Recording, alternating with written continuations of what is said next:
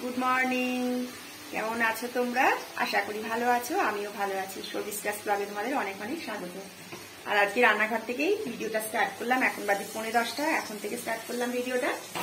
সকালে তো তোমাদের দাদা বেরিয়ে গেছে, মোটামুটি রান্না হয়েছে। দাদাকে আজকে ভোলা মাছ করছি, ভোলা মাছ করে দিয়েছি। আর উচ্ছে কুমড়ো, উচ্ছে দিয়ে আলু পেঁয়াজ দিয়ে একটা চচ্চড়ি মতো করেছি, আর ডাল করেছি। আর আমাদের ভোলা মাছটা সর্ষে বাটা দিয়ে করবো। দাদা যেহেতু খায় না সর্ষে বাটা দিয়ে, তার জন্য দাদারটা করিনি, আমাদেরটা করবো। আর মেয়েদের ওটসটা আমার হয়ে গেছে টিফিনে করা, একটু বেগুন ভেজে দিচ্ছি এদের। আর মা আর আমি ভাত খেয়ে নেবো। এই যে এখানে মেয়েদের ওটসটা প্লেটে বেড়েও রাখছি, আর বেগুনটা ভাজা বসিয়ে দিয়েছি। এখানে উচ্ছে আলু চচ্চড়িটাও হয়ে গেছে, আর আমাদের ভোলা মাছ করবো। আর নুন হলুদ মাখিয়ে রেখে দিয়েছি। সর্ষেটা বেটে নিতে হবে আগে। আর এখানে ভোলা মাছটা আমি ভাজা বসিয়ে দিয়েছি। ভোলা মাছটা সর্ষে বাটা দিয়ে, সর্ষে পোস্ত বাটা দিয়ে করব। আসলে হচ্ছে শিম বেগুন দিয়ে ধনেপাতা দিয়ে মা আবার অতটা পছন্দ করে না, তাই ভাবলাম তাহলে আজকে সর্ষে পোস্ত বাটা দিয়েই করি। আমাদেরও খাওয়া হয় না অনেক দিন, তার জন্য এখানে মাছটা আমি ভাজা বসিয়ে দিয়েছি। এক এক সময় না ভাবি যে সত্যি আমাদের সংসারে, আমাদের সংসার করেই আমাদের সারাটা জীবন চলেই গেল। আমরা নিজেদের জন্য কিছু ভাববারই সময় পেলাম না। আর দেখো এখানে আমার মাছগুলো ভাজা হয়ে গেছে, আর এখানে সর্ষে পোস্তটাও দিয়ে দিয়েছি। আর আমার মিক্সিটাও গেছে নষ্ট হয়ে, শিলেই বাটতে হলো। কি হয়েছে জানি না, এখন আমাকেই আবার নিয়ে যেতে হবে ওটা ঠিক করতে। আর একটু টমেটো দিয়ে দিয়েছিলাম, একটুখানি কষিয়ে নিয়ে তারপর জল দিয়ে তারপর মাছগুলো দিয়ে দিয়েছিলাম।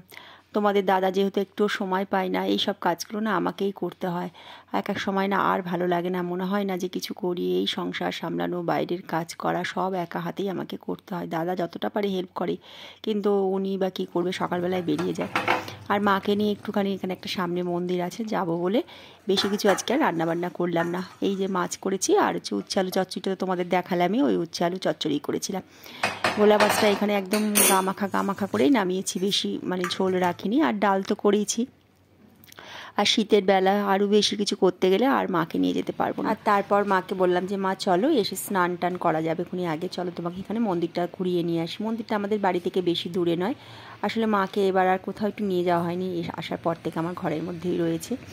ইচ্ছেও করে যে মারও ইচ্ছে করে একটু কোথাও যায়। আর আমাদের মন্দিরটা না খুব সুন্দর। একবার নীল পুজোর সময় আমি এখানে এসেছিলাম পুজো দিতে। এখানে মায়ের মন্দির আছে, আর বাবা ভোলানাথেরও আছে। বাড়িতে চলে এসেছি, কয়েকটা জিনিস কিনে আনলাম, আর মাকে একটু দর্শন করিয়ে আনলাম। এবার স্নান করব, অনেকটা বেলা হয়ে গেছে।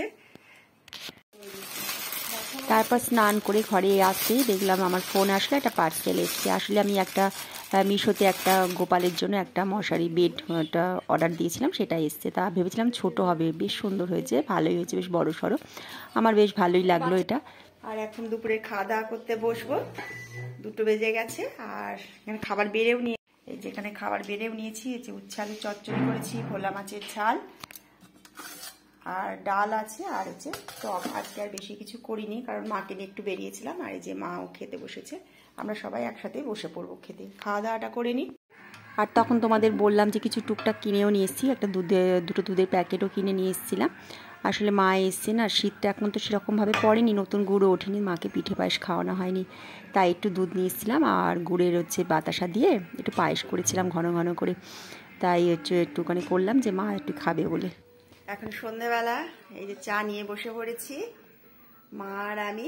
আর একটু ঠান্ডা ঠান্ডাও লাগছে, তাই গায়ে একটা চাদরও দিয়েছি। শীত তো চলেই আসলো।